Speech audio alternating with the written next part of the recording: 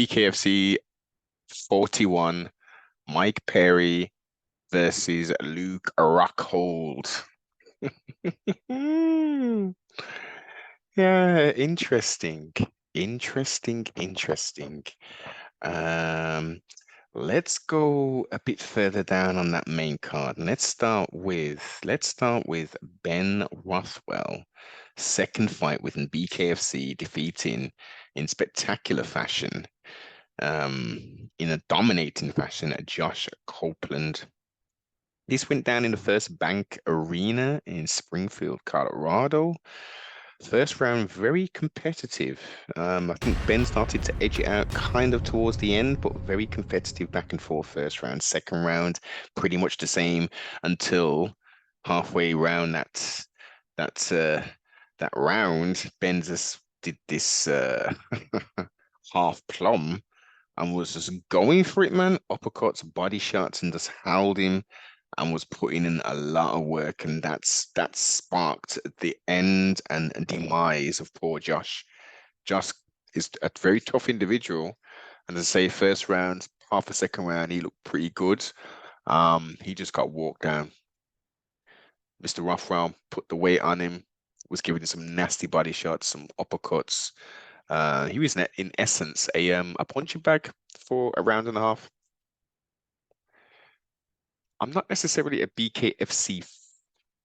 Well, I'm definitely not a follower of this interesting sports. It can be quite bloody. And I will say in this particular event and well, the fights I witnessed, it wasn't as bloody as I have seen. Um, Interesting. Congratulations. Both of them were undefeated, quote unquote. This was Ben's first fight, second fight, and Josh's second fight as well. Yeah, no, someone's O had to go, and Ben did the thing. Congratulations. Left. He got cut real quick in the first few exchanges. Got cut real quick. But he did the thing. Christine Ferreira defeated Beck Rowlands. Interesting back and forth. Got caught first rounds, looked pretty bad. Doctors stopped it. We didn't really get it going enough to see what could have took place, because obviously Beck was the inaugural champ. Christine's obviously doing her thing, bossing up Gallanting. Congratulations. It'll be interesting for them to run that back, but she's definitely the reigning, defending BKFC champion. We move on. The Underground King, Eddie Alvarez, took on Chad Mendes, looking thicker than no one's business. I don't know if they're testing for, the old sauce within this promotion, but they fought in different weight classes, if we remember. Anyway, by the by, real professional sort of exchange afterwards. And obviously up to the fight, there was no real crazy trash talking. Now, the question has been solved, because prior to doing this, I've been thinking every time Eddie fights, there seems to be a woman in the crowd shrieking. And I've been wondering, is this like a besotted fan? And the question was finally answered, and it makes perfect sense. It's Eddie's wife who shouts such encouragement to him in every single match that I've witnessed of the modern era. It was wonderful to hear again. Eddie did his thing. Chad came out. Some people say they thought Chad won. I do actually gave it to Eddie. Split decision victory.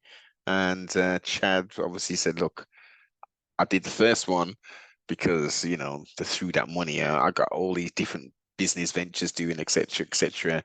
They dangled this carrot. This was an interesting matchup as well. And he gave it his all, man. So congratulations in your performance to both gentlemen. Congratulations to Eddie Alvarez as well, who's really He said he's feeling it, man. He's feeling the hope. And the production, let's get into the production value. It was real good. I've always said the production is pretty good in regards to the, and the pacing, as they say. It was a real good event. And let's not forget, McNuggets, aka Conor McGregor, graced BKFC with his presence and was quite, entertained and really getting into it. And you know, gave it a little bit of an extra sparkle to the event. And also, obviously, Mike Perry main event took on Luke Rockhold, who obviously in mixed martial arts, it would be quite a different story, being able to use all of the skills. But when it came to boxing, look, Mike Perry is built for this thing. He's an entertaining so and so. We won't get into all the crazy stuff, but there has been some crazy stuff. He seems like he's calming himself down and he's found his quote unquote lane because he's doing the thing, man. He is doing the thing. I personally didn't expect it to go down how it went down, but I think we can all say that Mr. Rockhold needs to just chill now. He needs to chill, do his modeling, whatever else. But like the combat sports thing, he just forget it now, man. You're getting up there in age. You've had some injuries, all that kind of stuff. The skin grafts on your leg for whatever the infection or whatever staph infection. Look, let's the last few of your performances within mixed martial arts, and now this one. I mean, I haven't had my teeth cracked in a fight. Like, I can imagine it didn't feel the nicest, but like, wink, wink, nudge, nudge, the optics of all that. Maybe you should have just like, I don't know, wait till you got to the corner and then said, look, teeth are fucked, man. I can't do it, man. Can't do it. My teeth are all chipped out. I'm supposed to be doing an Armani shoot or whatever in 3 weeks. Like, look, I'm done, man. Allow this. Now, let's dissect the fight itself. Luke was doing good when he was trying to be technical. And what I mean by that is pumping that jab out, man. Pump the jab out, pump the jab out. Come on, man. This is basics. He had the reach advantage, and he used it on very little amount of occasions. When he did, it was very effective, man. He definitely had the power differential, because he's coming down. He did. Was his last? No, his last fight was at 185, but prior to that, he went up to 205, right? Like, come on, getting old, etc., etc. Body metabolism. He had to cut a lot of weight, cut a lot to get down to the thing, but he's professionally did it.